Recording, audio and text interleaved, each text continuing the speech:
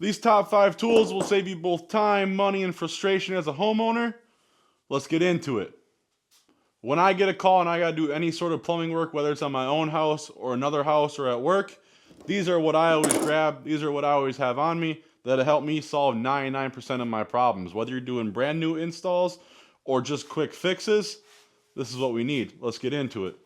Water pump pliers, whatever you want to call it, they have saved me more times than not on many different things. And the tighter that I squeeze, the better off it's going to grip. So you open those bad boys up flush. Whether it's your can right here, you just grip it on and loosen it, or you got to grab a connection, loosen and tighten. Number 1 tool when it comes to plumbing. Let's move on to number 2. My number 2 tool when it comes to plumbing, adjustable wrenches. All different sizes of them. You can get this kit at Harbor Freight. 4 different sizes of them. Anywhere from the big ass ones to the teeny tiny ones. When it comes to plumbing, I always seem to be grabbing the small adjustable. And I always keep adjustable on me all day anyways, whether it's changing out welding bottles or tightening fittings underneath sinks or loose bolts somewhere on a piece of machinery. An adjustable will get me really far. I don't have to go back and forth to the toolbox to grab the correct socket or whatever I may need. And I always try to keep 2 of them on me. I always keep a little bitty one for welding bottles or small little fittings like this. Just get on there and turn. I don't really use the big one too often unless I know that I need it, so I keep it around. But I always try to keep I keep the small one on me, and obviously this one, it's torn up. This has been the perfect size for about everything that I've done. So adjustable wrenches is number 2 on the list. Let's check out number 3. Number 3 on the list has got to be the miter box. You can do so much with this stuff. You can cut trim with it. You can cut PVC with it. Whatever you can fit in this miter box, you can basically cut. So a little demonstration here. You're going to have your piece of PVC. This is just a little cutoff that I have. And then you got bunch of different angles, your 45s or your straight cut. So basically throw this in there where you want. Take your Sharpie and mark where you want to cut. Right now I'm going to straighten up this crooked ass cut that I got. So we're just going to throw a mark there. Put this in your miter box. Put a tight grip on it and then just cut.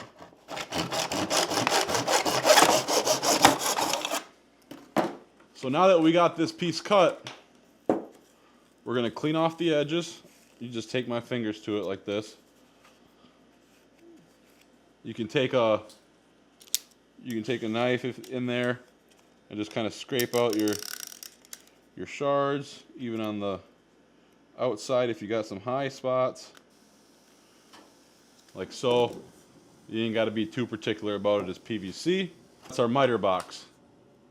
That's number 3 on the list. Number 4 tool on the list is a very unique tool not many people know about, is your sink basin wrench. This allows you to grip bolts in weird places. So basically this can go up underneath a sink, put your jaws around the bolt, and then tighten or loosen your water connections as needed.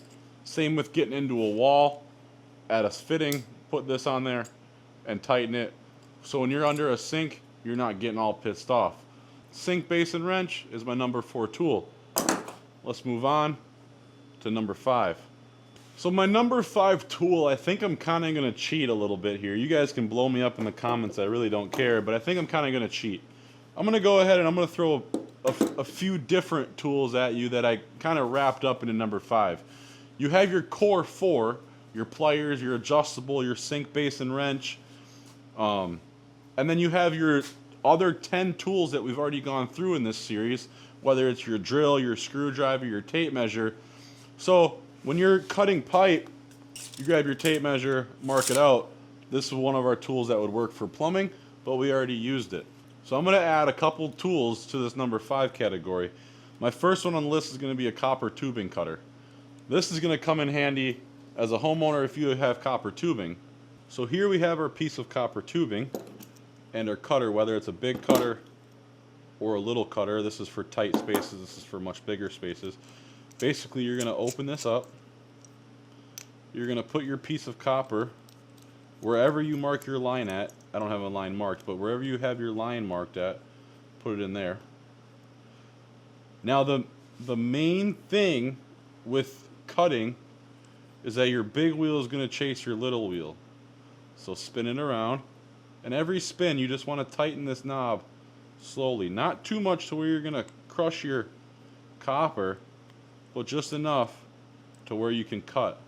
See, I'm starting to cut that line right there. So just keep on turning, tighten, and there you have it. A perfectly cut piece of copper tubing. Now, right before you go to solder this copper tubing, you're going to want to clean it up a little bit. So this is where your wire brush comes in, or your emery cloth, or your sandpaper. Basically push this in there.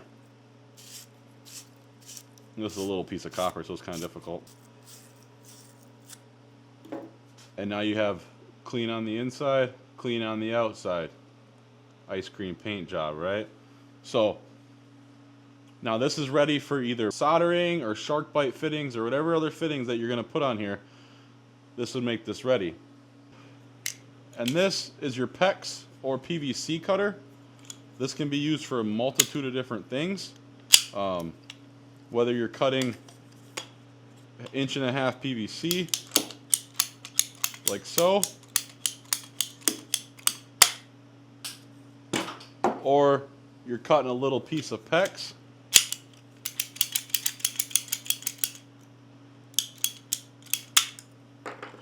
These cutters come in handy, and they're relatively cheap. Let's move on to our PVC.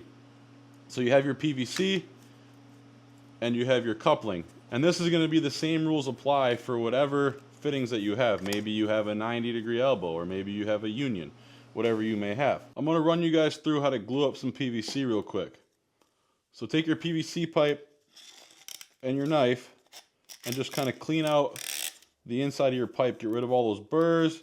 Make sure you ain't got nothing on the edges here. Kind of bring it across. Just clean it up, right? They make a deburring tool. They make everything else. You can take some light sandpaper to here and scuff it up, but this primer makes the plastic kind of soft, so there's really no need. So what you're going to want to do is you're going to want to get your fitting and your pipe, whether it's a 90 or a coupling, whatever it may be, and you're going to want to just put the primer on the outside of the pipe like so. Okay. Now take your coupling and primer that. Dip your brush again.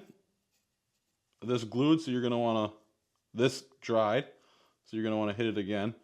Now while the primer is still wet, take your glue and glue the inside of your pipe or of your coupling. Glue the inside or glue the outside of your pipe.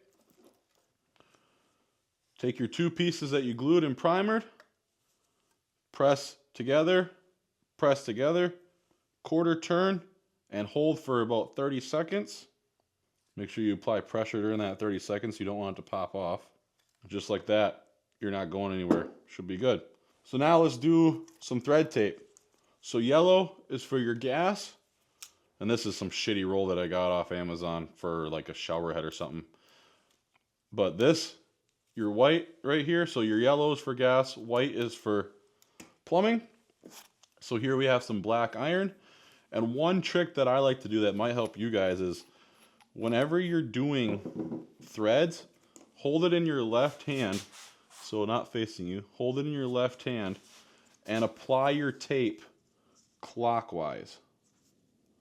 Hold it in the left hand and apply your tape clockwise. I usually do about 3 wraps. You don't need much. You don't need, some people fucking, you don't need that shit, right? And then when you go to put this on, thread that on like so. Take your slip joint.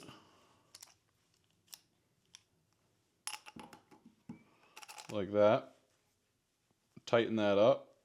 So whether it's your slip joint pliers, your sink basin wrench for those tight areas up and under the countertops, your adjustable wrench for everyday running around, tightening fixtures, your PEX cutter, your copper tubing cutter for those installs, your wire brush for cleaning up your copper, or your miter box for cutting PVC or crown molding. These are the top 5 that I carry with me daily in my tool bucket. So if you guys want to see how any of these work more in depth, like running a whole leg of PVC and gluing a bunch of stuff together, or maybe doing some copper, you know, brazing, soldering, whatever, drop that comment down in below and I'll do a separate video on it. I got no problem. I love doing that shit, so let me know. But anyways, those are my top 5 plumbing tools. They're quick and easy. Plumbing, there isn't much to it. It's a tube and a nut, a little bit of glue, a little bit of tape, threads together. You don't need much for it. So anyways, I gotta get out of here. I got shit to do. I'll catch you guys later. Peace.